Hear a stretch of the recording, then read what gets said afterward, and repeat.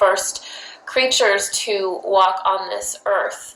And as above, so below, as you see the evolution on this planet and the first type of life forms that are engineered, that are brought forward, you can also see kind of the evolution of the Godhead, or kind of where things started out. And so at least that was what was showed to me, as above, so below. So insectoids are very, very ancient beings. They're very, very ancient beings. And so they have a lot of wisdom. They've seen many different cycles of time pass, and they've noticed many different patterns within them. So especially the ones who are quite ascended, and if you're connecting with those ones, you're going to get a being that is so aware of even the most minuscule patterns. They're going to be very connected to how time is run. They're going to be very connected to all of the intricacies of universal law. They are wisdom keepers. Reptilians are too, but reptilians are actually closer to a mammalian being than a mantid. So mantids have even more objectivity than reptilian beings, actually. So of course, they have that less diverse emotional body, and that's what gives them that objectivity. As mammals, we have a difficult time even seeing something the same way. We run everything through our emotional body, and our perspective is very much through how we feel. And our emotional surroundings are really important. Even if you don't consider yourself an emotional person, you're still going to be more emotional than like a mantid being. We really perceive the world differently. We perceive them differently, and that's why mammals actually evolved. Why we came to be was to provide a different spectrum, to see different spectrums of energy, to experience the world in a different way, so we can teach each other. I'm not sure if I mentioned this already, but mantids are really telekinetic, and they're really telepathic. They can give really, really intense downloads of information, and it can seem a little cold, because a lot of mantids can kind of come off as a little cold, a little abrupt. And I do know that a lot of mantid beings who work with humanity, they try to kind of work on that. I guess their bedside manner a little bit, because they know that we're very sensitive creatures to communicate with humans. So they do try to work on their bedside manner. And when you see a mantid who is it's within their spectrum to communicate with humanity or mammalian beings, you'll find them actually having a great sense of humor. I've communicated with several people's mantid guides, including my own, and the ones that are meant to communicate with humanity have a really great sense of humor. And that seems to be what they use to interface with us, because it's like they're able to see that, and it's like laughter or humor allows us to trust them, because obviously their appearance is actually for some people even more scary than a reptilian for some people. So they know that. So a lot of them will have a very developed sense of humor, or they'll have a dry sense of humor. And I really love that about all of the mantid guides I've ever spoken to. I love that they have that really great sense of humor. And I think that's maybe what they learned from interacting with mammals. But I don't know actually where that came from, but I do know that a lot of them have a great sense of humor, and I'm speaking about it because it's unexpected. You wouldn't expect that to be coming out of those beings necessarily. Maybe I'm just judgmental, but I wouldn't expect that.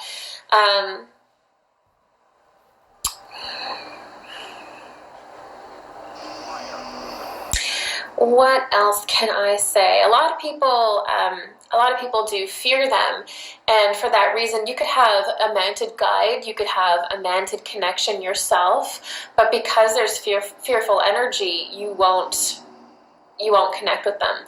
I've known that mantids will also present themselves as wearing a cloak. They'll sort of hide their being a little bit. And the reason being is because they don't want to frighten you with their appearance. They understand that we have a knee-jerk reaction to that. So a lot of them will kind of come disguised. This is going to sound really wild, but actually when I saw a UFO a few years ago, and I sort of telepathically tuned into it, I sent a frequency into it, and we connected. And I know this is crazy. If y'all just clicked on my video now, it's going to get weirder. And immediately I saw an image of a mantis being that was blue, and it had a wig on, and it was hilarious. And so they do try to, sometimes they will try to alter their appearance a little bit. They'll wear a cloak, or they'll do something that breaks the ice, because they understand that on the scale of creation, they're pretty far from us. So they will try to loosen and to break the ice a little bit. If you have a funny story about your mantid guide or experience, I'd love to hear it in the comment section below. So where they usually find themselves in the galaxy, in I guess the universe, would be they usually find themselves to be someone who is very objective. You know, they're able to really look at things without having emotional investments. That's one of the gifts of not having this super deep emotional body, is that you don't have to go through all of these layers of stuff to make a decision. You look at things and you're able to understand all the dynamics involved from every different angle, and you're able to make a decision or a ruling based on just universal law and where people are. And so a lot of people will go to, a lot of beings have mantids on board in galactic federations, things like that, because of their objectivity, because of their ability to be fair and not be super emotionally involved. And a lot of people respect those beings. Reptilians have that to a certain degree when they're ascended, but reptilians will sometimes lean more into being a warrior, or there's that physicality aspect where they'll go into protecting people, protecting things, quite the opposite of their when they're tyrannical, but that's the other side of the coin. They'll go more into that energy, whereas mantis beings go more into the diplomatic energy than the warrior energy. Mantis beings, I feel like, would actually make really great diplomats, things like that. And if you have that in your energy, you may find yourself being a very unbiased person. You may find yourself being able to look at things and quite easily discern what the frequencies are that make them up. You're not getting too caught up in, feelings or anything like that. It's not that you don't have them, it's just that your mantid element to you allows you to see things from a bit of a more logical perspective, more reasonable perspective. They know universal law very well. This is the thing that, my mantid guy told me before coming in, is he was like, talk about how we are very good at concentrating. And I was like, that's a little, okay. So they're very good at concentrating. They can hold their focus for a very long time. They can actually hold their focus longer than reptilians. They're very patient. They're very patient, and they can hold and stay focused on something for a very long time. Mammalian beings are often not so much into that. We're more into movement and going through different things. But mantis beings and many different insectoid beings are able to focus on one thing for a very long period of time. They also live very long. So they're able to do something very singularly focused for a long time. And that has a lot of value in the galaxy. It has a lot of value in the universe. And for that reason, they also end up behind the scenes a lot. And, observing things, holding space. Obviously, if you have the ability to focus for a very long time, you can hold space for others. You can hold space for specific agendas and specific plans. You can be there and help because you have that level of concentration, which is something that they're very proud of. And you want that. If you have a mantis guide or you're involved in some kind of project, you want somebody on your team that is not distracted ever, that's constantly watching, that keeps that straight level focus the whole time, and it never wavers. You want that. So I do want to talk a little bit about imbalanced mantid guides, because Every single species, including us, including humanity, including lion beings, including every being has a descension cycle to their species or a shadow side, and so do mantises. And when the one thing I can say about that, because the video is getting a little long, is that there is a pattern within mantis beings where when they become imbalanced, they get very, very obsessed with emotions and heart energy, and sometimes even the reproductive cycles of species that are actually able to do that. This is why people go through abduction situations and there are mantids there, or in the astral sometimes they'll have a vampiric experience with a mantid. One of the reasons is because they don't understand, or they don't have this diverse, crazy, colorful, emotional body, and so they almost become obsessed with it, and they will want to consume and eat its energy. It's just like reptilians in that way. It's kind of like what you don't have, you're very interested in many ways. It's not that they don't have an emotional body. That's not what I'm trying to say. What I'm trying to say is they have a different emotional body than us. So they get very interested in how we're different. And they'll start to almost try to consume people's emotions, and do sort of some darker things because of that. And the real solution is to connect with mammalian beings or emotional beings in a loving way, in a connective way, in a non-dominating way, in a non-arrogant way, and have conversations and connect, and they can activate and diversify their emotional bodies through loving connection. But if they don't realize that they can do that, if they don't realize there is a healthy way to do that, then they will just go and they will take it.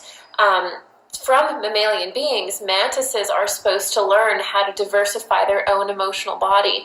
They're supposed to learn about God and Source and the universe through connecting with mammalian beings and opening their hearts, opening their emotional bodies. From them, we're supposed to learn about focus and about holding a strong, using our mental body in a healthy way. And we do this through mutual love and respect. We don't do it through dominating. And so, of course, like every single ET race, some choose to be domineering and dominating and get it the backwards way.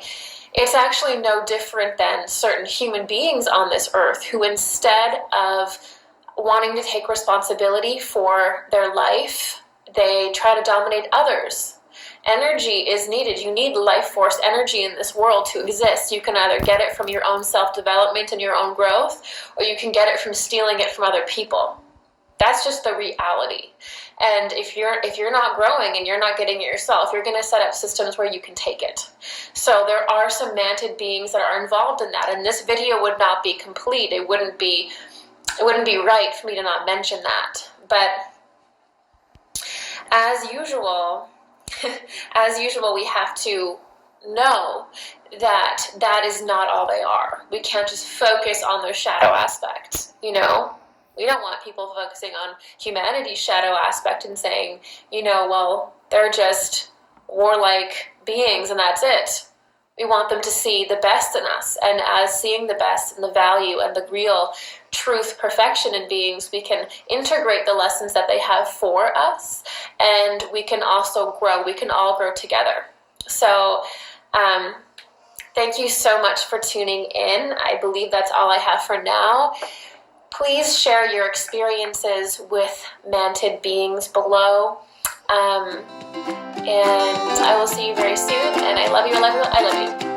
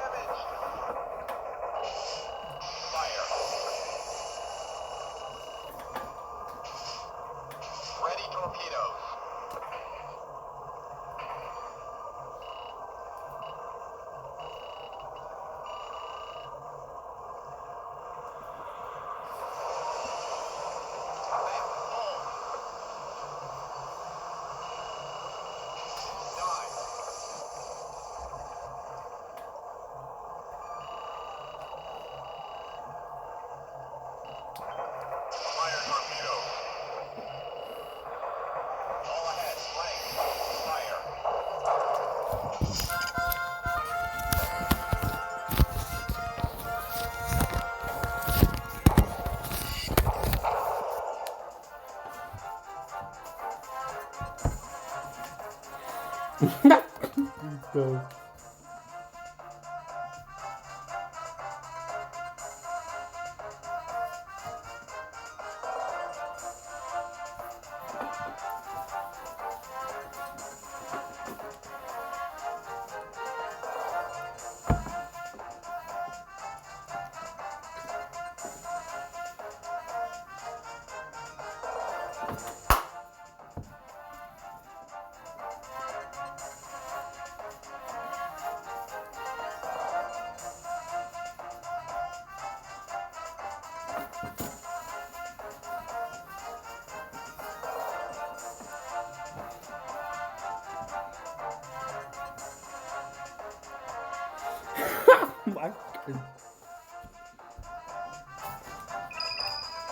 Puta merda, cara.